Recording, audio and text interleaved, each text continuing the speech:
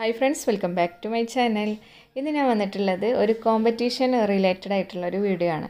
കോമ്പറ്റീഷനിൽ പോകുമ്പോൾ എന്തെല്ലാം കാര്യങ്ങളാണ് ശ്രദ്ധിക്കേണ്ടതും എങ്ങനെയാണ് കോമ്പറ്റീഷൻ നടക്കുന്നത് അറിയാമെന്നൊക്കെയാണ് ഞാൻ ഈ ഒരു വീഡിയോയിൽ കാണിക്കുന്നത്. അപ്പോൾ നമുക്ക് ഡീറ്റെയിൽസ് എല്ലാം വീഡിയോയിൽ കണ്ടു നോക്കാം. അതിന് മുന്നായിട്ട് ഈ ഒരു ചാനൽ ആദ്യമായിട്ടാണ് കാണുന്നതെന്നുണ്ടെങ്കിൽ ഒന്ന് സബ്സ്ക്രൈബ് ചെയ്തിട്ട് കാണണേ. അപ്പോൾ ഒരുപാട് പേരുടെ ഒരു ആഗ്രഹമാണ് കേക്ക് കോമ്പറ്റീഷനിൽ പങ്കെടുക്കുക എന്നുള്ളത്. കുറേ പേര് ഞാൻ കോമ്പറ്റീഷനിൽ പങ്കെടുത്തിട്ടുള്ള വീഡിയോ അപ്ലോഡ് ചെയ്ത സമയത്ത് ഇതെങ്ങനെ ചെയ്യാൻ ഞങ്ങൾക്കൊക്കെ ഒരുപാട് ആഗ്രഹങ്ങളുണ്ട് കോമ്പറ്റീഷനിൽ പങ്കെടുക്കാൻ വേണ്ടിയിട്ട്. അപ്പോൾ അതിനെന്തെല്ലാം കാര്യങ്ങളാണ് നോക്കേണ്ടതെന്നൊക്കെ പറഞ്ഞിട്ട് കുറേ പേര് എപ്പോഴും പറഞ്ഞ പോലെ മെസ്സേജ് ചെയ്തിട്ടുണ്ടായിരുന്നു കേട്ടോ. അപ്പോൾ അവർക്കൊക്കെ വേണ്ടിയിട്ട് ഒരു വീഡിയോ ചെയ്യണമെന്ന് വിചാരിച്ചു. കുറച്ച് പേര് പറഞ്ഞിട്ടുണ്ടായിരുന്നു അതിനെ ഒരു ഡീറ്റെയിൽ ആയിട്ട് ഒരു വീഡിയോ ചെയ്യാൻ കഴിയുമെന്നൊക്കെ. അപ്പോൾ എനിക്ക് ഒരു 2-3 കോമ്പറ്റീഷനിൽ പങ്കെടുത്തിട്ടുണ്ടായിരുന്നു. അതിലുണ്ടായിട്ടുള്ള കുറച്ച് എക്സ്പീരിയൻസുകളാണ് ഞാൻ നിങ്ങളുമായിട്ട് ഷെയർ ചെയ്യണത്. അതിൽ നിന്ന് കിട്ടിയിട്ടുള്ള കുറച്ച് കാര്യങ്ങൾ എന്തെല്ലാം കാര്യങ്ങളാണ് ശ്രദ്ധിക്കേണ്ടതെന്നുള്ളതൊക്കെയാണ് പറയണത്. എന്തെങ്കിലും മിസ്റ്റേക്ക് ഉണ്ടെന്നുണ്ടെങ്കിലൊക്കെ ഒന്ന് ക്ഷമിക്കുക. അതുപോലെ തന്നെ വീഡിയോ കുറച്ച് ക്ലാരിറ്റി കുറവായിരിക്കും. ഞാൻ മുന്നേ അപ്ലോഡ് ചെയ്തിട്ടുള്ള വീഡിയോ ഒന്ന് എടുത്തിട്ടുള്ളതാണ് കേട്ടോ. അതുകൊണ്ട് തന്നെ ക്ലാരിറ്റി കുറച്ച് കുറവായിരിക്കും. അതുകൊണ്ട് ക്ഷമിക്കുക കേട്ടോ. അപ്പോൾ നമ്മളിപ്പോൾ കോമ്പറ്റീഷൻ എങ്ങനെ അറിയാമെന്നുണ്ട്. അപ്പോൾ നമ്മളിപ്പോൾ എവിടെയെങ്കിലും കോമ്പറ്റീഷൻ നടക്കുന്നുണ്ടെങ്കിൽ നമ്മൾ ചിലപ്പോൾ അത് നമ്മുടെ നാട്ടിൽ തന്നെ ആയിരിക്കും കോമ്പറ്റീഷൻ നടക്കണം, പക്ഷെ നമ്മൾ അറിഞ്ഞിട്ടുണ്ടായിരിക്കില്ല. അതെങ്ങനെയെന്ന് വെച്ച് കഴിഞ്ഞാൽ ഇൻസ്റ്റയിലും അതുപോലെ സ്റ്റാറ്റസിലൊക്കെ ഒരുപാട് പേര് ഷെയർ ചെയ്തിട്ടാണ് നമ്മൾ ഈ ഒരു കോമ്പറ്റീഷൻ നടക്കുന്നത് അറിയണത്.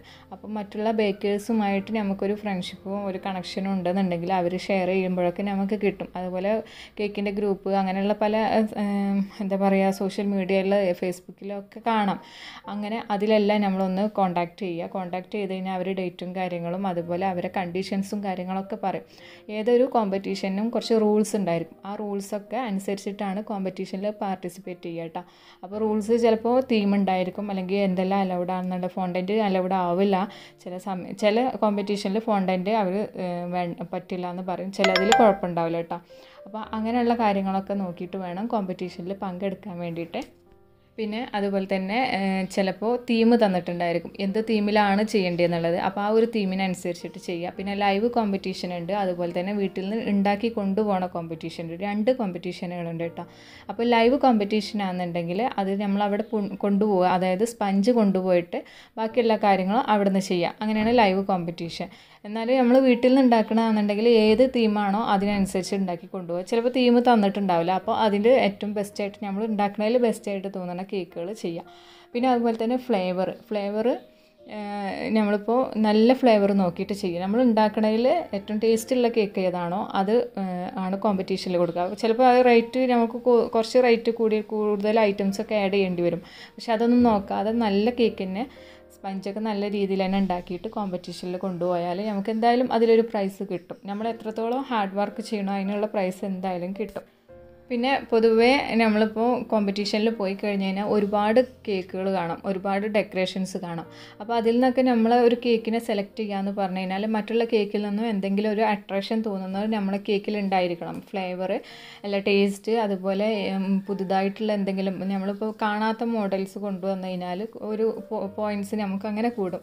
അപ്പോൾ അങ്ങനെയുള്ള അട്രാക്റ്റീവ് ആയിട്ടുള്ള എന്തെങ്കിലും ഐറ്റംസ് നമ്മൾ ആ ഒരു കേക്കിൽ കോമ്പറ്റീഷനിൽ പോകുമ്പോൾ ചെയ്യുക, ആ ഒരു തീമിൽ ചെയ്യുക. ഇപ്പോൾ സാധാരണ തീമൊന്നും പറയാത്തൊരു കോമ്പറ്റീഷൻ ആണെന്നുണ്ടെങ്കിൽ അവിടെ നമുക്കിപ്പോൾ നല്ല കളർഫുള്ളായിട്ടുള്ള തീമിൽ എന്തെങ്കിലും ഒരു തീമിൽ കേക്ക് ചെയ്ത് കഴിഞ്ഞാൽ ഒരു അട്രാക്ഷൻ തോന്നും. അങ്ങനെയുള്ള ഒന്ന് ശ്രമിച്ച് നോക്കുക. അതുപോലെ ഫിനിഷിങ് നല്ല ഫിനിഷിങ്ങിൽ ചെയ്യുക. പിന്നെ വീട്ടിൽ നിന്നാകുമ്പോൾ നമുക്കൊരു റിലാക്സിങ് ആയിരിക്കും. ഈ ഒരു കോമ്പറ്റീഷനിൽ പങ്കെടുക്കുമ്പോൾ നമ്മൾ വീട്ടിൽ നിന്ന് ഉണ്ടാക്കി കൊണ്ടുപോവുകയാണെന്നുണ്ടെങ്കിൽ ആ ഒരു ഫ്രീ ആയിട്ട് തന്നെ നമുക്ക് ചെയ്യാം. തലേ ദിവസം തന്നെ ക്രം കോട്ടിംഗ് ഒക്കെ ചെയ്ത് സെറ്റാക്കിയിട്ട് നല്ല രീതിയിൽ തന്നെ ആക്കി കൊടുക്കാം. പക്ഷെ നമ്മൾ ലൈവ് കോമ്പറ്റീഷനിലാകുമ്പോൾ നമുക്ക് ചിലപ്പോൾ ടൈം 1 മണിക്കൂർ അല്ലെങ്കിൽ 2 മണിക്കൂർ ടൈം തരുള്ളൂ. അതിനകത്ത് ഇത്രയും ഐറ്റംസ് നമ്മൾ വിചാരിച്ച ആ മോഡലിലൊക്കെ ചെയ്ത് കൊടുക്കണം. അപ്പോൾ അത് കുറച്ച് റിസ്ക്കാണ് നമുക്ക് എക്സ്പീരിയൻസ്. പിന്നെന്താണ് അതും നമ്മൾ പഠിക്കണം. നമ്മളൊരു ഹോം ബേക്കർ ആകുമ്പോൾ 2 മണിക്കൂറിലും അതുപോലെ ഒരുപാട് പേരുടെ ഇടയിൽ വെച്ചിട്ടും കേക്ക് ചെയ്യാൻ വേണ്ടിയിട്ട് നമ്മൾ പഠിക്കണം. അപ്പോൾ അതും ഒരു വെറൈറ്റി ആയിട്ടുള്ള ഒരു എക്സ്പീരിയൻസ് തന്നെയാണ് കേട്ടോ. അപ്പോൾ കുറേ പേർക്ക് ലൈവ് കോമ്പറ്റീഷൻ ഭയങ്കര ടെൻഷനാണ് കേട്ടോ. കുറേ പേര് അങ്ങനെ പറഞ്ഞിട്ടുണ്ട്, ലൈവ് ആയതുകൊണ്ട് പോയിട്ടില്ല എന്ന് പറയും. പക്ഷേ ലൈവ് കോമ്പറ്റീഷൻ അതൊരു നല്ലൊരു എക്സ്പീരിയൻസ് ആണ് കേട്ടോ. കാരണം ഒരുപാട് പേരുണ്ടാവും. അതിൽ നിന്ന് നമുക്കിപ്പോൾ ആ ഒരു അവരെക്കാളും മുന്നേ, അതായത് അവരെക്കാളും മുന്നേ എന്ന് വെച്ച് കഴിഞ്ഞാൽ നമ്മൾ അവരെ കൂടെ തന്നെ നിന്ന് ആ ഒരു സമയത്ത് നമ്മൾ കേക്ക് ചെയ്യുക. എന്നിട്ട് പിന്നെ അതിൽ നമ്മൾ പ്രൈസ് പ്രതീക്ഷിച്ച് പോകരുത്. കാരണം ലൈവ് കോമ്പറ്റീഷൻ എന്ന് പറഞ്ഞാൽ നല്ലൊരു എക്സ്പീരിയൻസ്. ലൈവ് കോമ്പറ്റീഷനിൽ പങ്കെടുത്തു എന്ന് പറയുന്നത് തന്നെ ഒരു പ്രത്യേകത കേട്ടോ. കാരണം അവർ തന്ന ആ ഒരു സമയത്ത് നമ്മൾ കേക്ക് ഫിനിഷ് ചെയ്തെടുക്കുക എന്ന് പറഞ്ഞാൽ തന്നെ ഏറ്റവും നല്ലൊരു കാര്യമാണ്. നമ്മളിപ്പോൾ വീട്ടിൽ നിന്നാണെന്നുണ്ടെങ്കിൽ ഇപ്പോൾ 2-3 മണിക്കൂർ സ്പെൻഡ് ചെയ്തിട്ടായിരിക്കും കേക്ക് ചെയ്യുക. പക്ഷേ ലൈവിലാവുമ്പോൾ നമുക്ക് ആ തന്ന ആ ഒരു സമയം കൊണ്ട് നമ്മൾ കേക്ക് ചെയ്യണം. അപ്പോൾ അതിൽ എത്രത്തോളം ഹാർഡ് വർക്ക് ഉണ്ട്, അതായത് എത്രത്തോളം നമുക്ക് നല്ല രീതിയിൽ ചെയ്യണോണ്ടാണ് നമുക്ക് ആ ഒരു മണിക്കൂർ കൊണ്ടൊക്കെ കേക്ക് ചെയ്യാൻ പറ്റണത് എന്നുള്ളത് നമ്മൾ അങ്ങനെ വിശ്വസിക്കണം കേട്ടോ. പിന്നെ ഒരു കാര്യം പ്രത്യേകം പറയാം, ലൈവ് കോമ്പറ്റീഷനിൽ പോകുമ്പോൾ നമ്മളെപ്പോഴും AC ഹോളാണ് എന്നുണ്ടെങ്കിൽ മാത്രം പങ്കെടുക്കുക കേട്ടോ. കാരണം നല്ല ചൂടുള്ള ഏരിയ ഒക്കെ ആണെന്നുണ്ടെങ്കിൽ ലൈവ് കോമ്പറ്റീഷൻ കുറച്ച് ബുദ്ധിമുട്ടാണ്. ആ നേരം നമ്മൾ വീട്ടിൽ നിന്ന് കൊണ്ടുപോകണതാണെന്നുണ്ടെങ്കിൽ അത്ര ബുദ്ധിമുട്ടുണ്ടാവില്ല. കാരണം നമ്മൾ ഓവർനൈറ്റിലൊക്കെ സെറ്റാക്കിയിട്ടായിരിക്കും കൊണ്ടുപോകുക. അപ്പോൾ ആ ഒരു ഓവർനൈറ്റ് സെറ്റായ കേക്ക് എന്തായാലും 1 മണിക്കൂറോ 2 മണിക്കൂറൊക്കെ പുറത്ത് വെച്ച് കഴിഞ്ഞാലും കൂളിങ് പോയാലും മെൽറ്റ് ആവണ പ്രശ്നം ഉണ്ടായിരിക്കില്ല, നല്ല സ്റ്റിഫായ ക്രീമൊക്കെ ആണെന്നുണ്ടെങ്കിൽ. പക്ഷേ ആ നേരം നമ്മൾ അവിടെ വെച്ചിട്ട് ക്രീം ബീറ്റ് ചെയ്യുക എന്ന് പറഞ്ഞാൽ വീട്ടിൽ നിന്ന് കൊണ്ടുപോയ ക്രീം തന്നെ തണുപ്പ് പോയിട്ടുണ്ടാവും. എന്നിട്ട് പിന്നെ അതിനെ ബീറ്റ് ചെയ്യുമ്പോഴൊക്കെ അതൊരു ബുദ്ധിമുട്ടാണ്. അപ്പോൾ AC ഹോളാണെന്നുണ്ടെങ്കിൽ നല്ലതായിരിക്കും. അപ്പോൾ നമ്മൾ കോമ്പറ്റീഷൻ്റെ ഇങ്ങനെ വല്ല ആഡും കണ്ടു കഴിഞ്ഞ് അവരെ കോൺടാക്റ്റ് ചെയ്യുന്ന സമയത്ത് അവരോട് ചോദിക്കുക എവിടെ വെച്ചിട്ടാണ് കോമ്പറ്റീഷന്, അതുപോലെ AC ഉണ്ടോ എന്നൊക്കെ ചോദിച്ചറിഞ്ഞിട്ട് വേണം കോമ്പറ്റീഷനിൽ പങ്കെടുക്കാനായിട്ടോ. ഇപ്പോൾ നമ്മളിപ്പോൾ ഒരുപാട് കോമ്പറ്റീഷന് ഇപ്പോൾ ഈ തിരൂർ ഭാഗത്തൊക്കെ നടന്നിട്ടുണ്ടായിരുന്നു. അതിൽ ചിലതൊക്കെ AC ഇല്ലാത്ത ഹോളൊക്കെ ആയിരുന്നു. അങ്ങനെയൊക്കെ കുറച്ച് ബുദ്ധിമുട്ടുകൾ ഉണ്ടായിട്ടുണ്ടായിരുന്നു. അതാണ് പ്രത്യേകം പറഞ്ഞത് കേട്ടോ. പിന്നെ ലൈവ് കോമ്പറ്റീഷനിൽ പോണ സമയത്ത് നമ്മൾ എല്ലാ ടൂൾസും എല്ലാം കൊണ്ടുപോകണം. അവർ അവിടുന്ന് നമുക്ക് കറണ്ടിൻ്റെ കണക്ഷനും അതുപോലെ ഒരു ടേബിളും തരുള്ളൂ. ബാക്കി എല്ലാ കാര്യങ്ങളും നമ്മൾ കൊണ്ടുപോകണം. ഒന്നും മറക്കാതെ തലേ ദിവസം തന്നെ പാക്ക് ചെയ്ത് വെക്കുക. അതുപോലെ ഒരു ബുക്കിൽ എന്തെങ്കിലുമൊക്കെ മാർക്ക് ചെയ്ത് വെക്കുക. നമ്മൾ എന്തൊക്കെ കൊണ്ടുപോകേണ്ടതെന്നുള്ളതൊക്കെ ഒന്ന് ജസ്റ്റ് ഒന്ന് നോട്ട് ചെയ്ത് വെക്കുക, മറക്കാതെ ഇരിക്കാൻ വേണ്ടിയിട്ട്. അത് നമ്മൾ കോമ്പറ്റീഷൻ്റെ 2 ദിവസം മുന്നേ തന്നെ നോട്ട് ചെയ്ത് വെക്കട്ടോ. അപ്പോൾ നമുക്കിങ്ങനെ മൈൻഡിൽ വരുന്നത് ഇങ്ങനെ നോട്ട് ചെയ്ത് കഴിഞ്ഞാൽ പിന്നെ പോകാൻ നേരത്ത് ചെക്ക് ചെയ്യുക എല്ലാം എടുത്തിട്ടുണ്ടോയെന്നുണ്ടെങ്കിൽ. നമ്മൾ എക്സാമിനൊക്കെ പോകുമ്പോൾ കണ്ടിട്ടില്ലേ, പെന്നും സ്കെയിലും കാര്യങ്ങളൊക്കെ എടുത്തുക്കണോ നോക്കണം, അതേപോലെയാണ്. പിന്നെ അതുപോലെ തന്നെ നല്ല കട്ടായിട്ടുള്ള ക്രീം കൊണ്ടുപോകുക കേട്ടോ. ലോങ് ആണെന്നുണ്ടെങ്കിൽ ആ ഒരു നല്ല കൂളിങ് കിട്ടാൻ വേണ്ടിയിട്ടാണ്. അപ്പോൾ നമ്മൾ അവിടെ എത്തുന്ന സമയമാകുമ്പോൾ തന്നെ ആ കട്ടൊക്കെ അലിഞ്ഞിട്ട് ഒരു കൂളിംഗ് ആയിട്ട് നിൽക്കണുണ്ടായിരിക്കും. പിന്നെ തെർമോക്കോളിൻ്റെ ബോക്സിലൊക്കെ ആക്കിയിട്ടൊക്കെ കൂളിങ് പോവാതിരിക്കാൻ വേണ്ടിയിട്ട് അങ്ങനെയും കൊണ്ടുവരുന്നവരുണ്ട് കേട്ടോ. കൂളിങ് നിൽക്കുന്ന ബോക്സുകളൊക്കെ ഉണ്ടല്ലോ, അതിലും കൊണ്ടുവരുന്നവരുണ്ട്, ഞാൻ കണ്ടിട്ടുണ്ട് കോമ്പറ്റീഷൻ്റെ സമയത്ത് തന്നെ. അപ്പോൾ അങ്ങനെയും വേണമെങ്കിൽ കൊണ്ടുപോകുക കേട്ടോ. പിന്നെ അതുപോലെ തന്നെ സ്പഞ്ച് വീട്ടിൽ നിന്ന് കൊണ്ടുപോകുക എന്നുണ്ടെങ്കിൽ അതിനെ നമ്മൾ ലെയേഴ്സ് കട്ട് ചെയ്തിട്ട് കൊണ്ടുപോകുക. അത്രയും സമയം നമുക്ക് അവിടെ ലാഭം കിട്ടും.